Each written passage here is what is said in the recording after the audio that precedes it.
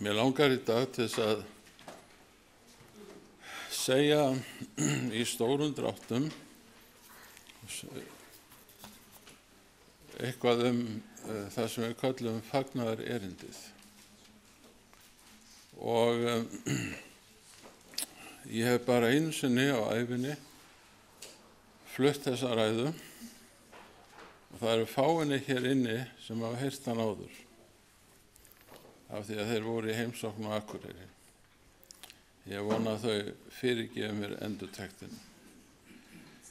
En það er svo oft þegar við erum að fjalla Guðs orð að þá tökum við svona upplýsingar hér og upplýsingar þar og við tengjum þær ekki nógu vel og stundum þá er eins og við sem að tala eitthvað sem jafnvel ekki tilheyrir Biblíunni af því að við höfum ekki þessa yfirsýn yfir fagnaðarerindi sem við þurfum að hafa.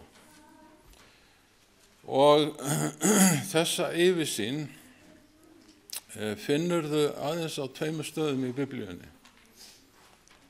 Þú finnur þetta efni í helgidómsþjónustunni, það er mjög vel framsett þar, en svo finnur það líka í Rómverjabréfinu. Og það sem við ætlum að gera, við ætlum að fara frá 1. til 8. kafla. Og við ætlum ekki að segja mikið hvern kafla, bara eitthvað stutt. En þegar ég er búin að því, þá ertu búin að fá heildarmynd að því hvernig Jesús fer að því að frelsa okkur mennina heim í sitt ríki. Og í raun og veru er þetta mjög einfalt. Þannig að táningar skilja þetta, meira segja börn. En stundum þá gerum við hlutina svo flókna að við skiljum ekki einu sinni sjálf hvað við erum að segja. Og það er svolítið leiðilegt. Þá förum við að bulla eins og það heitir. En við byrjum á 1. kaflanum og þar er til að byrja með að finna kveðjur frá Páli. Hann kynnir sig mjög vel og þakkar fyrir söfnuðinn í Róm. Það skemmtilega við kveðjur Páls er það að hann kallar sig ekki þjón, þó að það sé oft þýtt með því orði, en hann kallar sig fyrir þræl. Og þræll gerir einungis það sem að húsbóndi hans segir honum. Og Páll hefur helgað sig svo lífi boðunar og fagnaðarerindisins að hann er þræll sem segir bara það sem Jesús vill að hann segi og ekkert annað. Við ætlum aðeins að staldra við versin 2 sem að Jón las fyrir okkur. Hér segir Páll, þetta er svona inngangur hjá honum. Hann er að draga saman allt efni sem hann á eftir að kynna. Hann segir, ég skammast mín ekki fyrir fyrirgefningu syndanna. Fagnaðarerindi Jesú Krists. Af því að það bjargar mér frá eilífum dauða.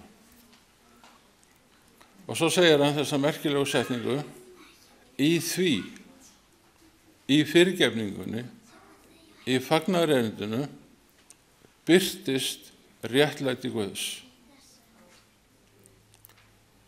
Og þetta réttlæti Guðs, eins og ég hef sagt stundum áður, er ekki boðurinn 10. Því að þau geta aldrei frelsað þig, því að þau geta ekki fyrirgefið syndir. Þau geta sagt þér hvað þú ættir helst að gera, en þau geta aldrei fyrirgefið þér syndir, aldrei. Þetta réttlæti verður til þegar að Guð fyrirgefur þér vegna fórnar sonar hans. Þá hefur Jesús uppfyllt allar kröfur réttlætis. Hann hefur borgað 10 kall fyrir 10 kall, 100 kall fyrir 100 kall og 1000 kall fyrir 1000 kall, þannig að sá sem fær fyrirgefninguna hann er fullkomlega skuldlaus. Og Páll segir, ég skammast mín ekki fyrir það að Jesús skuli grípa inn í líf mitt og borga skuld sem ég sjálfur mun aldrei að eilífu geta borgað. Og hann nefnir þarna orðatiltæki frá trú til trúar sem merkir samkvæmt Gamla testamentinu einungis. Það er einungis fyrir fyrirgefning syndana að ég í Guðs augum verð saklaus, skuldlaus, réttlátur og fullkominn. Ef þú gleymir þessu, þá geta skrefin sem þú tekur á lífsleiðinni orðið þung. En ef þú manst eftir þessu, þá verður það létt. Þegar Páll hefur lokið þessum stutta inngangi, þá fer hann að segja okkur hvernig heiðingjarnir urðu heiðingjar. Frá 18. versi og til síðasta vers í 1. kaflanum. Og heiðingjar urðu heiðingjar af því að þeir sögðu, við þolum ekki boðorðin 10. Við hötum 4 fyrstu boðorðin sem segja okkur hvernig við erum að koma fram við Guð og við hötum 6 síðustu boðorðin sem segja hvernig við erum að koma fram við hvert annað. Síðan fóru þeir að tilbiðja sjálfan sig og þá myndaðist höfðingjastétt meðal þjóðanna. Og síðan fóru þeir ekki bara að láta tilbiðja sig og svo kallaða himnadrottningu, þeir fóru að tilbiðja ferfættar skepnur, skriðkvikindi og fugla og ég veit ekki hvað. Og í kjölfarið á þessu kom alveg hrikalegt siðleysi. Hatur, morð, ofbeldi, foreldrum óhlýðnir, alls konar illska, ólýsanleg illska. Og ef þú lest mannkynnssögu Mið-Austurlanda, þar að segja Assyríu og Hetítana og Egyptana og Babylóníumennina og Líbíumennina, þá voru þeir jafnvel verri en ISIS er í dag. Og hvað gat Guð gert? Jú, hann reyndi að höfða til þeirra, en foreldrar kenndu börnum og þegar börn eru foreldrar kenndu þau sínum börnum og svo koll af kolli í gegnum allar aldir. Og það að heiðni verður til og nær föstum rótum í samfélagi er ekki Guði að kenna. Því að meðan þeir þekktu Guð sem urðu heiðingjar, hættu þeir að vilja þekkja Guð og hlýða honum og þeir með sér hrósuðu þeim fyrir illsku sem hana stunduðu. Þetta er 1. kaflinn, seinni hlutinn. Þá er það að Páll tekur fyrir gyðingana í kafla nr. 2. Og hann segir, þið eru ekkert betri en heiðingjarnir. Þið talið að þið hneykslist á heiðingjónum, en af hverju gerið þið það sama sem heiðingjarnir gerið? Þið hafið lögmálið, þið hafið frelsunar áformið. Af hverju eru þið sömu skepnur hver við annan, eins og heiðingjarnir eru hver við annan? Og ég gæti bætt inn í, af hverju plötuðu þið táning til þess að selja líkama sinn og hendu honum svo fyrir fætur Jesú og sagðu við Jesú, á ekki að grýta þessa stúlku samkvæmt lögmálinu? Og hverjir höfðu keypt hana? Jú, þeir sem framseldu hana. Þannig að þeir voru ekki hótinu betri en hinir rómversku heiðingjar. Og Jesús sagði við hana, far þú í friði, ég fordæmi þig ekki. Breyttu lífsstefnu og njóttu lífsins. Það voru orðið Jesú. Nú þegar við komum inn í 3. kaflan, þá byrjar hann á því sem við köllum endirinn á sögunni. Og það nokkuð dæmigert fyrir Hebrean, eins og til dæmis varðandi ljóðaljóðin, og það svipuð tilfelli í Óperubókinni. Ljóðaljóðin ástarsaga Salomon og stúlkuna frá Súlamit. Rosalega falleg saga. En dæmigerð hebresk saga, hún byrjar á brúðkaupinu. Síðan fer hún að tala þegar þau verða skotin í hvert öðru og að lokum fara heim og halda brúðkaup. Og það eins með Rómarbréfið. Páll byrjar á endinum. Hann byrjar á friðþægingardeginum mikla, sem oftast kallað dómsdagur. Og þar nefnir hann 3 sinnum hvað Guð mun gera fyrir okkur á dómsdegi. Þegar við komum þarna, ófullkomin, og ákærða djöflunum fyrir allt milli himins og jarðar, eins og stendur í Sakaría 3, að þá segir Kristur í raun og veru: sjá, ég hef burt numið synd þína, ég læt færa þig í mín réttlætis skrúðklæði og ég lýsi því yfir að þú sitt réttlátur í augum Guðs og manna. Næsta mynd sem að Páll notar sótt í Rútarbókina. Þar það að Bóas stefnir eigendum jarðar Naómis og Rútar og krefst þess að jörðinni verði skilað aftur. Hann þarf reyndar að borga dálítið fyrir þetta, en þarna verður eitt fegursta hugtak í Gamla testamentinu til, sem lausnarmaður, endurlausnari. Það sem Bóas gerir að hann leysir jörð Naómi og Rúta til sín.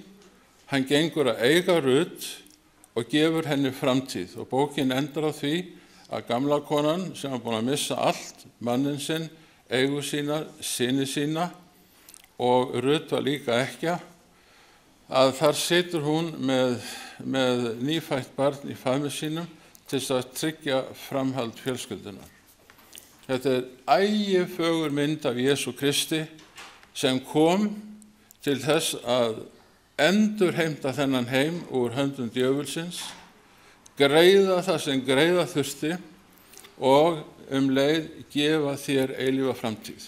Þetta gerir Jesús í hinu allra helgasta. Þriðja myndin sem Páll notar af arkarlokinu í hinu allra helgasta. Og þú munt sjá neðan máls í gamlu þýðingunni að þessi útskýring að finna þar. Nú, lokið á örkinni kallaði Lúther fyrir náðarstólinn, af því að þar Jesús mættur og við ákærð. En hann mættur þar með fyrirgefandi blóð sitt og reykelsi sem táknar það réttlæti sem hann vill tilreikna okkur. Vinir, þetta í sjálfum dómsalnum á himnum. Og Jesú vinnur hvert einasta mál sem hann flytur til varnar hinum kristna. Og hér þetta með 3 sterkar myndir af því sem Jesús að gera í dag í hinu allra helgasta. Og þetta allt í 3. kafla Rómarbréfsins. Sigurinn skráður áður en lýsingin á baráttunni hefst. Þegar við komum í 4. kaflan, þá notar Páll tvenns konar eða 2 reynslur úr Gamla testamentinu. Annars vegar reynslu Davíðs þegar að hann stelur bókstaflega konu annars manns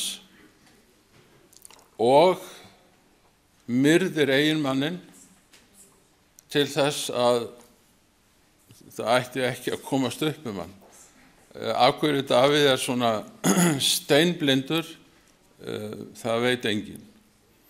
En ég hræddur að hann hafi ekki munað eftir því að flytja bæði morgun og kvöldbænir í langan tíma og þá svona skólast maður í burtu og heilinn hann verður, hvað ég var að segja, hann fer að girnast þar sem miður og það sem illt en hvað það, hversu langan tíma Davíð var svona veit maður ekki. En ef Davíð hefði verið í sönnu sambandi við Guð þá hefði hann aldrei gert þetta. En Páll notar þessa ofbóðsins reynslu, eins ljót og eins viðbjóðsleg og andstyggileg og hún til þess að segja við þig og mig, það ekki til sú synd sem ég get ekki fyrirgefið þér. Og ég skal fyrirgefa þér hana 7 sinnum 70, já 7 sinnum sömu syndina sama daginn. Og vinir, ef þú manst ekki eftir þessu, þá mun þér ekki líða vel. Því ef við horfum á okkar eigin ófullkomleika, þá kemur auðveldlega til okkar sú hugsun, ég ræð ekki við þetta, ég get þetta ekki, ég verð aldrei nógu góður. Guð veit það, Guð veit það. Þess vegna bjó hann til fyrirgefninguna, til þess að hann gæti hreinsað þig, en ekki þú hreinsað þig. Svo tekur hann annað dæmi og það dæmið af Abraham. Og því miður þá Abraham oft lýst í ræðum sem hinn óskeikula, fullkomna einstakling sem að missteig sig aldrei. En það bara ekki rétt. Þegar Guð kom til hans og sagði hann myndi eignast son og Abraham orðinn 90 ára gamall og Sara örlítið yngri en þau lifa ekki lengur eins og maður og kona, þau geta það ekki. Ellin komin og allt sem var svo ánægilegt í æsku og ungum árum, það horfið. Og þegar þau heyra það, sem sagt orðin óvirk, ég má orða það þannig, að þau eignast barn eftir 1 ár og hlóguðu bæði. Sýndi þetta, var Abraham að treysta Guði hérna? Nei. Treystir þú alltaf Guði fyrir öllu? Nei. En yfirgefur Guði fyrir það? Nei. Hann elskar þig og hann hjálpar þér í gegnum vantrúna, í gegnum erfiðleikana og hann heldur í hönd hér þangað til að hann búinn að gefa þér sigurinn yfir sjálfum þér og þínum efa. Auðvitað mætti halda eina ræðu hvert atriði af þessu, en ég ætla ekki að gera það. En hér hefur fyrirgefninguna í hnotskurn.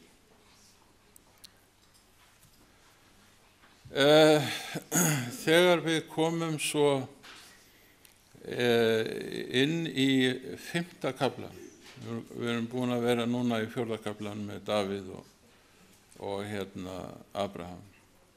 Þegar við komum í 5. kaflann, þá koma þar 8 yfirlýsingar sem að við mennirnir bara bókstaflega tökum ekki eftir, tölum eiginlega aldrei og trúum því varla að það sé satt. En hér segir Páll postuli, Kristur hefur fyrirgefið okkur syndir okkar. Við erum orðin skuldlaus í augum Guðs, þannig byrjar kaflinn. Og svo segir hann, takt eftir orðunum, en meira en það. Hvað er þetta meira en það að Jesús Kristur hafi fyrirgefið með syndir? Er til eitthvað meira? Já. Þú sér að þegar Jesús er búinn að fyrirgefa þig syndiðinnar, þá ertu ennþá ófullkomin. Er það ekki? Finnur ekki fyrir því að þú ert ekki alltaf að gera allt það sem rétt er. Og þess vegna kemur Páll með þessi yfirlýsingu: fyrirgefningin hreinsar þig af allri synd og allri skuld, en meira en það, réttlát líf Jesú Krist, það tilreiknast þér. Ég ætla að lesa bara eitt vers, og það er númer 19. Eins og hinni mörgu urðu að syndurum fyrir óhlýðni eins manns, það er að segja Adams. Þannig leiðir og réttlætis, ég fór í 18. vers óvart, það lest aftur, eins og hinni mörgu urðu syndarar fyrir óhlýðni hins eina manns, þannig munu hinir mörgu leiddir fram, réttlátir, takt eftir orðinu, réttlátir fyrir hlýðni hins eina manns, Jesú Krists. Fyrirgefningin hreinsar þig af allri skuld. Líf Jesú Krists tilreiknast þér þannig að þú verður fullkomlega réttlátur í augum Guðs. Og Ellen White, ég er sjálfsagt að leiða því hvað ég vitna oft í hennan texta, hún segir okkur í þráaldana að þegar að Guð horfir á okkur, þá sér hann ekki okkar gölluðu skapgerð. Hann sér okkur íklædd réttlæti Jesú Krists og þess vegna erum við fullkomin í augum Guðs. Vinir, það er ekki til nein önnur leið til þess að verða fullkomin í augum Guðs en þessi. Engin. Þessar tvær gjafir frelsa þig inn í Guðs ríki. Allt það góða sem þú gerir og all hollustan sem þú borðar, hún fer ekki með þig inn í Guðs ríki. Og Ellen White segir, af hverju eigum við þá að gera þetta? Borða hollt, lifa kærleiksríku lífi, og veitir hvað svar hennar er? Af því að það er rétt. Er til eitthvað flóknara svar?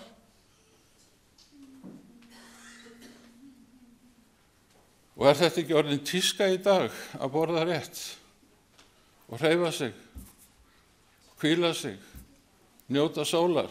Öll prinsipin hennar Ellen White, þau eru tíska í dag, hvorki meira né minna. Og af hverju ætti aðventistin ekki að lifa þannig bara af því það er rétt? Þegar við komum inn í 6. kaflann, ég skal fara hratt yfir, ég fylgist alltaf með klukkunni, þá er Páll að tala að ávöxtur trúarinnar, takt eftir orðinu, ávöxtur trúarinnar sem kemur innan frá fyrir heilagan anda, hann hjálpar okkur að breyta rétt. Og aftur að ég vitni í Ellen White, með samvinnu við heilagan anda og að gera sitt besta þá, það nægir fyrir Guð. Takt eftir því að hún segir ekki Björgvins besta eða Péturs besta. Hún segir þitt besta. Hún er að ávarpa einstaklingin og við erum öll mismunandi. Það sem er best hjá einhverjum þarf ekki að vera best hjá öðrum. En fyrir Guði þá nægir það ef þú gerir þitt besta fyrir hjálp heilags anda að elska náungan eins og sjálfan. Meiri byrði leggur Guð ekki á okkur. Þegar við komum inn í 7. kaflann, þá segir Guð: þú mátt reikna með því að þú sett svo laus við djöfulinn vegna trúar á fyrirgefninguna og trúar á réttlætið og vegna samvinnu við heilagan anda, að þú ert eins laus við djöfulinn eins og það að maki þinn væri dáinn. Hann á ekkert í þér. Sterk mynd og áþreifanleg. En svo kemur lítið varnaðarorð hjá Páli í lok 7. kafla, og því miður er bara til ein þýðing, allavega sem ég veit ég þekki nú nokkra tugi þýðinga, þar sem að síðasta versi í 7. kaflanum er þýtt rétt.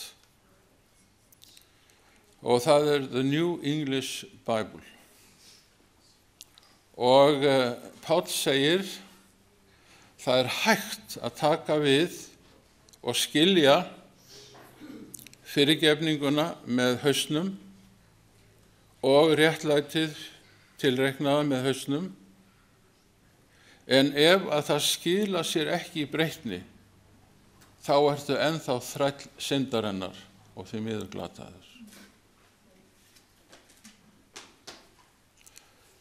Og þegar við komum svo inn í 8. kaflann, þá segir Páll, kemur hann með þessa fögru yfirlýsingu: nú er því engin fyrirdæming fyrir þá sem eru í Jesú Kristi og eru leiddir af heilögum anda. Ef Guð signar, hver ákærir? Ef Guð fyrirgefur, hver ákærir? Já, meira en það, Jesús biður fyrir okkur og Faðirinn viðurkennir hans réttlæti í stað minnar hegðunar. Og þess vegna segjum við oft kristni menn: í Jesús, og þá eigum við allt það sem ég er búin að segja í dag, í Jesús erum við frelsuð, erum við fullkomin, erum við komin heim í Guðs ríki. Amen.